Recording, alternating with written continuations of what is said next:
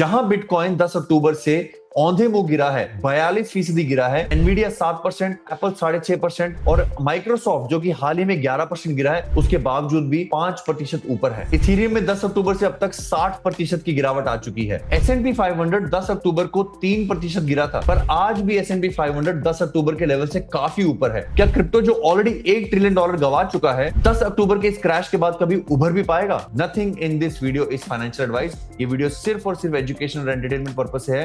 I am not a registered financial advisor और इस video में कोई भी बात जो है वो फाइनेंशियल एडवाइस नहीं है। 10 अक्टूबर को कुछ ऐसा घटित हुआ जिसने क्रिप्टो के लिए सब कुछ बदल दिया। वो डंप इतना बेशुमार था कि आधी दुनिया तो आज भी अंदाजा लगा नहीं पा रही है कि $19 बिलियन लिक्विडेट हुए या $25 बिलियन।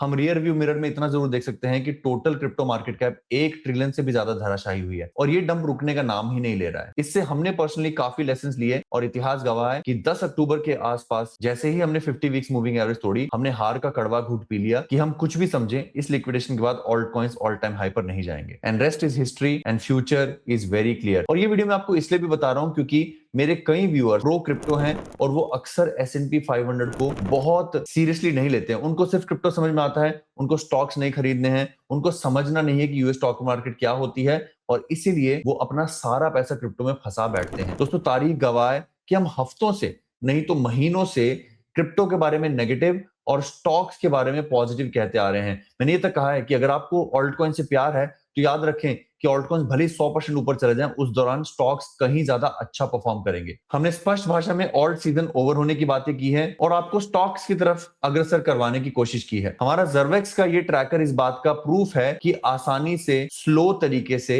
SIP करके आप स्टॉक्स में पैसा डाल सकते हैं और समय आने पर उस पैसे को आप क्रिप्टो में इस्तेमाल कर सकते हैं। पर यह वीडियो ज्ञानबाजी से ज्यादा प्रैक्टिकल है। इस वीडियो में बताएगी कोई भी बात फाइनेंशियल एडवाइस नहीं है। आपको सिखाने के पर्सपेक्टिव से, आपकी आंखें खोलने के पर्सपेक्टिव से सिर्फ एक बात बताना चाहता हूं मैं कि आप कहीं अपने पोर्टफोलियो को एवरेज करने की तो नहीं सोच रहे, आप कहीं वही गलती तो नहीं कर रहे जो मेरे सामने हजारों दर्शकों ने 2021 में दोहराई थी, ये सोचकर कि वो चीज जो उन्होंने 10 रुपए की खरीदी थी आज 2 रुपए की हो रखी है, तो चलो मैं उसको एवरेज कर लूं। ये जो है डेथ ट्रैप है और अगले 2 मिनटों में आपको समझ में आ जाएगा कि कैसे आपके लिए बेहतर विकल्प उपलब्ध हैं जो भले ही पैसा बढ़ाए नहीं, आपके गिरते हुए पैसे को और गिरने से रोक सकते हैं। आपको सिर्फ ये बता दूं, अगर आप आंकड़ों को समझें तो ये वो 10 अक्टूबर की काली रात है जब एक दिन में S&P 500 3% गिरता है। S&P 500 तो घर वापसी कर लेता है, क्रिप्टो इस हार से कभी उबर ही नहीं पाया। S&P 500 उस डंप के बाद से अभी तक करीब 5% ऊपर है और 10 अक्टूबर के उस पीक पर बिटकॉइन करीब 1,25,000 के सिंहासन पर बैठा हुआ था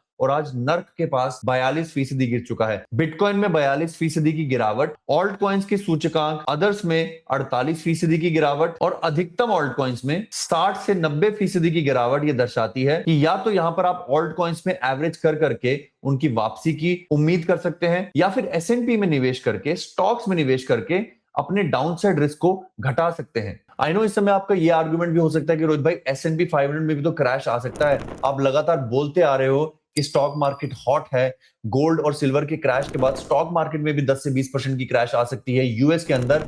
पर याद रखें दोस्तों, 10 से 20% की गिरावट इंडेक्स में आएगी।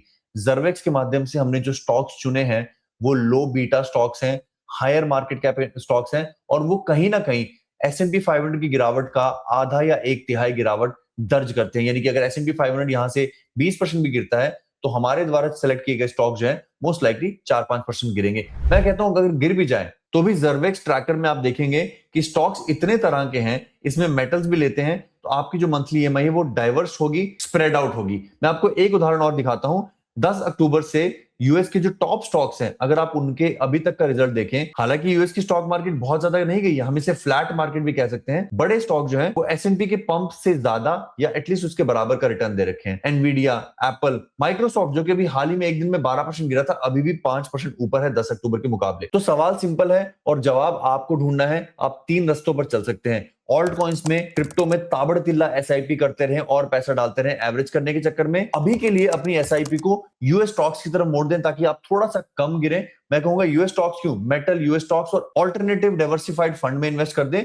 या तीसरा, आप कैश पर बैठे रहे। मैं एटलीस्ट आपको 2 और तीसरे की हिदायत दूंगा। This is not a financial advice. But पहला राह जो है वो बहुत डेंजरस है, उसे आप ऑलरेडी हाथ जला चुके हो। हमने आपको कई बार वार्न किया है। आई होप आप उससे कुछ सीखे हो। अगर कुछ सीखे हो तो वीडियो को लाइक करना, अपने दोस्तों से ज्यादा शेयर करना, क्योंकि इन्वेस्टमेंट एक लाइफ लॉन्ग प्रैक्टिस है। ये शॉर्ट टर्म की तुक्केबाजी नहीं है। अगर आप ये माइंडसेट सीख जाएंगे तो आप सिक्योर रहेंगे, क्योंकि पैसा बचाना पैसा बनाने से कहीं ज्यादा जरूरी है। अपना ख्याल रखें, अपने माता पिता का ख्याल रखें। धन्यवाद। जय हिंद।